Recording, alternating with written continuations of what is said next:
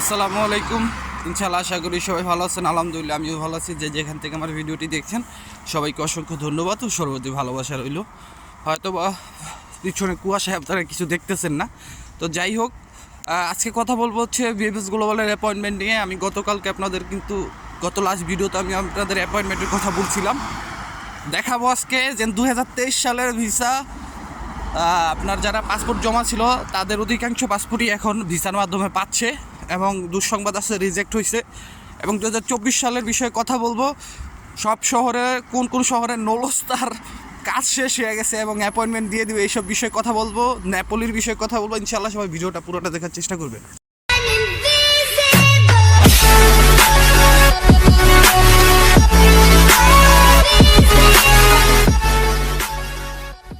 তো সব কিছুর জন্য আলহামদুলিল্লাহ সবাইকে জানাই নতুন বছরের শুভেচ্ছা অভিনন্দন।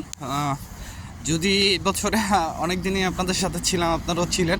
যদি কোনো ভুল ত্রুটি থাকে অবশ্যই ক্ষমা দৃষ্টিতে দেখবেন এবং আপনাদের জন্য দোয়া রইল। আল্লাহ তাআলা আপনাদের সামনের দিনগুলা সুন্দরভাবে জানি পরিচালনা করতে পারেন, সে তৌফিক দান করুক। আপনারাও আমার জন্য দোয়া করবেন। কিছু লক্ষ্য আছে, কিছু স্বপ্ন আছে, আল্লাহ যেন এগুলো আমার সহি সালামতভাবে পূরণ করতে পারি, সে তৌফিক দান করে এবং আমার জন্য সহজ করে দেয়। তো প্রথমে আমি যে কথাগুলি বলতে চাই, আপনারা জাস্ট একটু দেখেন। আমি কিছু ফাইলের ভিডিও দিই, কিছু ছবি দিই যারা ভিএফএস গ্লোবাল থেকে ইতিমধ্যে মেসেজ পেয়েছে। কয়েকটা কালেকশন আমার কাছে আছে, এগুলো আপনারা দেখেন। ভাই 2023 আপনার নভেম্বরের 22 তারিখে জমা হয়েছে।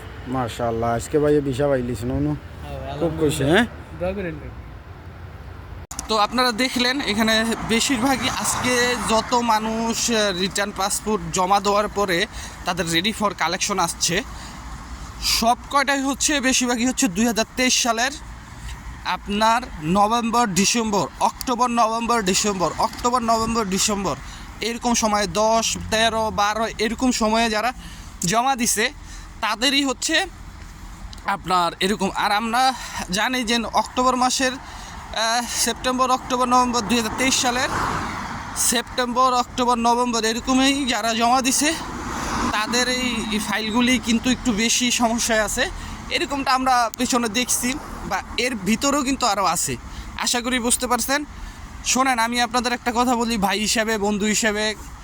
অনেকেই আছেন আমার বাবার সমান বয়স আসতে চান, তাদের হিসাবে বলতেছি, ছেলে হিসাবে, যে একটা কথা, যে নলস্তা ঠিক থাকলে, মালিক ঠিক থাকলে আপনি ভিসা পাবেন, এটা 100% কনফার্ম থাকেন।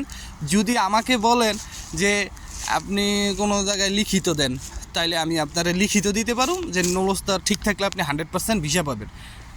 যদি আপনি আমার লিখিত দিতে বলেন, আমি সেটা যদি বলেন ইটালিতেও দিতে বলেন যে না ভাই আপনি লিখিত দেন, আমি লিখিত দিব যে আপনারা নলস্তা এবং মালিক এইগুলো ঠিক থাকলে ভিসা পাবেন।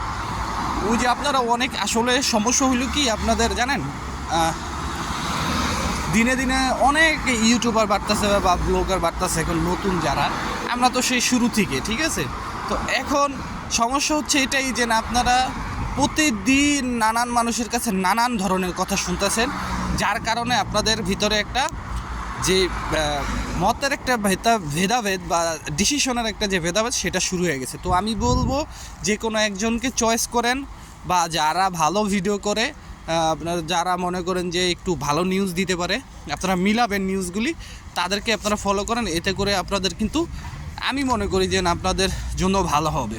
আশা করি বুঝতে পারছেন। তো এটাই কথা ছিল যে আজকে যারা ভিসা পেয়েছে বা আগামী দিনগুলোতে যারা পাবে, এই সপ্তাহে 23-এর ভিসা পাবে বেশি।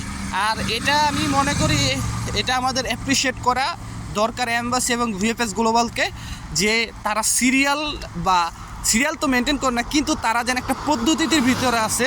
সেই পদ্ধতিটা আমার খুব ভালো লাগছে, যে তারা 2023-এর এবং 22-এর পিছনে যে কাজগুলি আছে সেগুলা খুব স্লোলি দিচ্ছে, বাট একটা মেনটেন করে দিচ্ছে যে 2023 সালের কাজগুলো তারা করতেছে, এবং তার পাশাপাশি স্ক্যানিং কপি 24-এর কাজগুলো করতেছে, এবং ইমেল পেয়ে যারা জমা দিচ্ছে তাদের কাজটাও করতেছে। বুঝতে পারছেন?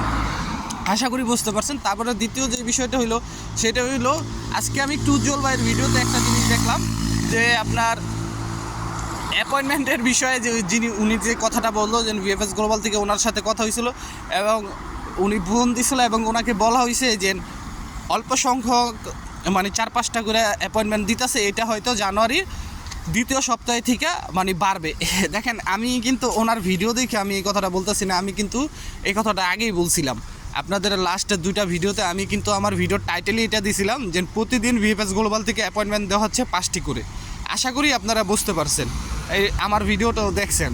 সো আমি কিন্তু এই ভিডিওটা আপনাদের মাঝে আগেই উপস্থাপন করছি যে 5টা করে বা প্রতিদিন ভিএফএস গ্লোবাল থেকে 5টা করে ভিডিও দেওয়া হইতেছে, 5টা করে অ্যাপয়েন্টমেন্ট দেওয়া হইতেছে। হয়তো এটা সামনে এটা আরও ঢালাভাবে দেওয়া হবে, সামনে এটা আরও সহজ করে দেওয়া হবে। তো অ্যাপয়েন্টমেন্টের বিষয়টা আপনাদের ভিতর থেকে এখন আমি আশা করি যে চলে গেল। লাস্ট যে বিষয়টা যে এখন তুই যারা অ্যাপয়েন্টমেন্ট পান নাই তারা তো সামনেই পাবেন, কিন্তু এখন তুই যারা পাসপোর্ট ফেরত পান নাই তাদের কী হবে? তাদের পাসপোর্ট রিজেক্টও হতে পারে বা আপনাদের রিটার্নও দিতে পারে। রিটার্ন দিবে আমি যতটুকু মনে করি, রিজেক্ট হওয়ার হলে আগে রিজেক্ট করে দিলে আপনি পাইচা গেলেন, রিটার্ন হইলে রিটার্ন পাবেন, ভিসা পাবেন পরবর্তীতে। ঠিক আছে, আশা করি বুঝতে পারছেন।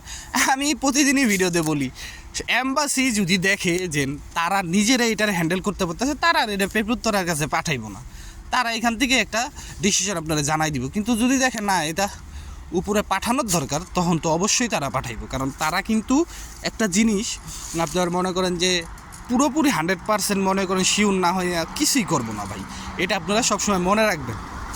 আর আরেকটা বিষয় হচ্ছে বিভিন্ন শহরের নাম দিয়ে বিভিন্ন শহরের দিয়া বলতেছে যে অ্যাপয়েন্টমেন্ট দেওয়া শুরু হয়ে গেছে গা, তারপর আবার বলতেছে যে এইসব শহরের নলস্তার কার্যক্রম শেষ হয়ে গেছে গা। এইগুলো দেখা মিথ্যা কথা, এটা আমি গত আরও 2 দিন আগে ভিডিওতেই বলছি, এটাতে ক্লাস কি উজ্জ্বল ভাইয়া বলছে, তো তার কথার সাথে আমি একমত। তো অবশ্যই এইসব বিষয় থেকে আপনারা দূরে থাকবেন। আর যারা 2025-এর ফ্লোসিতে আবেদন করবেন এখন থেকেই আপনারা মালিকের সাথে বা আপনার মধ্যস্থতাকারীর সাথে কন্ট্যাক্ট করুন, এটা আপনাদের জন্য ভালো হবে। সবাই ভালো থাকবেন, নতুন বছরের শুভেচ্ছা অভিনন্দন, হ্যাপি নিউ ইয়ার 2025। আসসালামু আলাইকুম, আল্লাহ হাফেজ।